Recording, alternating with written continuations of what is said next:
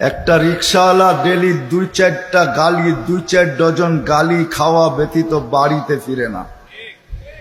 কিন্তু তাকে যদি জিজ্ঞাসা করা হয় যে এত গালি খাওয়ার পরেও ডেলি রিক্সা নিয়ে কেন বাহির হও, তো চোখের পানি ছেড়া দিয়া বলবে বিবি বাল বাচ্চা আছে বিদায়। একটা বাপ বহুত কষ্টের পরে একটা ছেলেকে মানুষ বানায়, সত্য তো? কেমন মানুষ যে মা 10 মাস পেটে রেখা কষ্টের স্তূপ জমাইতে জমাইতে হিমালয়ের চেয়ে বড় করে দিল।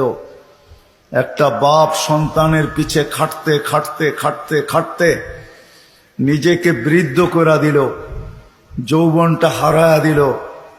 আমার সমাজে তাকাইলে দেখা যায় ওই মা বাবাই এখন বৃদ্ধাশ্রমে বাস করে।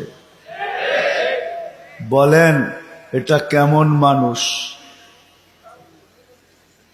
কেমন মানুষ?